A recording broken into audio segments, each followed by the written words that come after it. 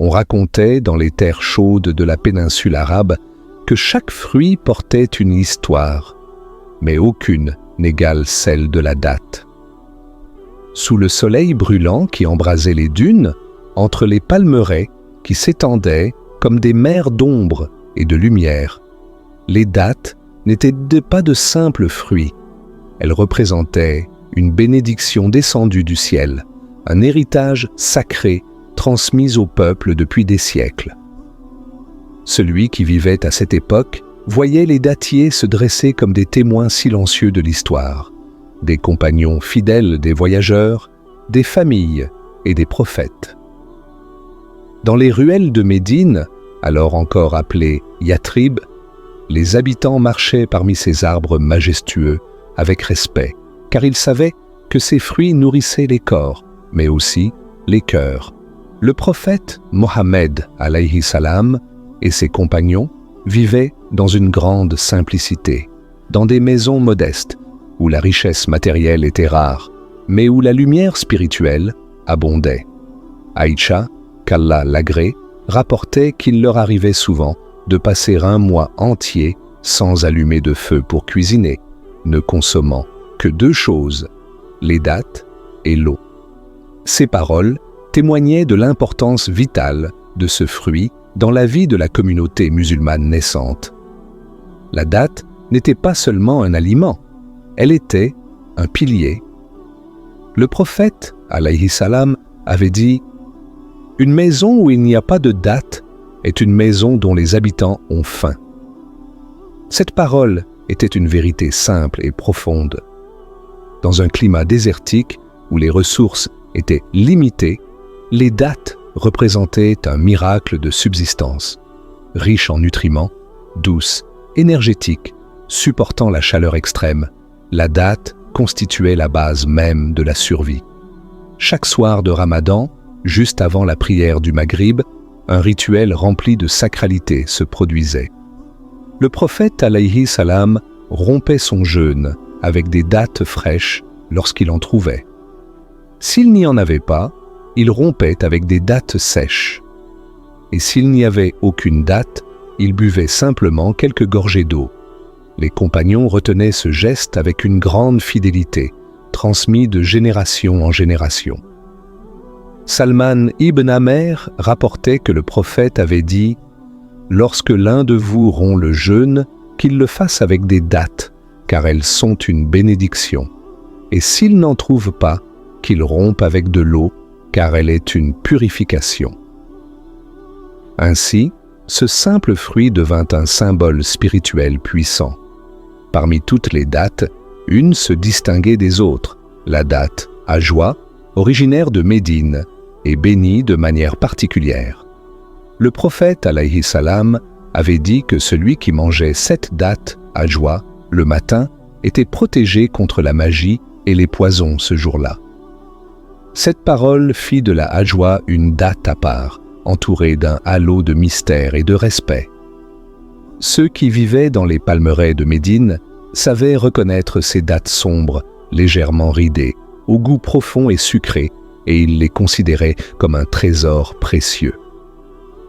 Les savants expliquaient que la Ajwa n'était pas seulement une date médicinale, mais une date spirituelle, car elle était liée à la terre sacrée de Médine et à la vie du prophète lui-même. Ceux qui venaient visiter la ville bénie cherchaient souvent à rapporter ces dates à leur famille, comme un fragment de lumière ramené d'un lieu béni. Si tu es encore là à ce moment de la vidéo, c'est que ce contenu t'apporte quelque chose. Alors n'hésite pas à soutenir le travail en laissant un like et en t'abonnant. C'est un petit geste pour toi, mais un immense encouragement pour nous afin de continuer à partager des rappels bénéfiques, Inch'Allah.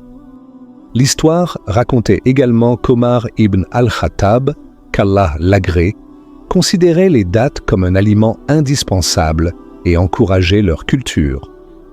Il avait veillé à protéger les palmeraies de Médine, conscient de leur rôle économique et spirituel. Dans la société islamique ancienne, la date représentait une monnaie, un repas, un médicament et un symbole de générosité.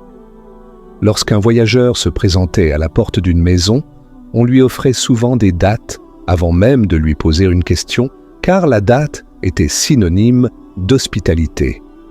Si tu avais été présent à cette époque, tu aurais vu les mères écraser des dattes pour nourrir leurs enfants, les guerriers en consommer avant de partir au combat, les pèlerins les distribuer aux pauvres et les malades en manger comme remède. La date avait accompagné les musulmans dans les moments de joie, de peine, de famine et de victoire. Les récits prophétiques rapportaient aussi que la date avait été le fruit choisi pour accompagner les naissances. Lorsqu'un enfant venait au monde, on effectuait le tahnik en frottant un peu de date sur son palais, afin que sa première saveur soit douce et bénie. Ce geste symbolisait la protection, la douceur et la lumière, et rappelait que la date faisait partie des signes de la miséricorde d'Allah. Dans les moments de grande difficulté, lorsque la faim menaçait, les dates étaient souvent les seuls à maintenir les croyants debout. Lors de la bataille du fossé, certains compagnons passaient des jours entiers à ne manger que quelques dattes, parfois moins. Et pourtant, ce petit fruit suffisait à maintenir leur force, leur foi et leur détermination. Les palmeraies de Médine avaient donc été plus qu'un simple paysage. Elles formaient le poumon de la ville, la source de sa richesse, le cœur battant de sa survie. Celui qui marchait entre ces arbres ressentait une paix particulière, comme si chaque palmier portait une histoire, un secret, un fragment de l'époque prophétique. Aujourd'hui encore, lorsqu'on parle des dates Ajwa, des dates de Médine ou des traditions liées à ce fruit, on ressent l'écho d'une époque bénie. Ce fruit semble encore porter les traces d'un monde spirituel plus pur, d'une lumière qui traverse les siècles pour atteindre les cœurs. Et toi, que ressens-tu lorsque tu imagines ces palmeraies anciennes, ces compagnons partageant un simple repas, ces dates bénies sur lesquelles reposait une grande partie de leur vie?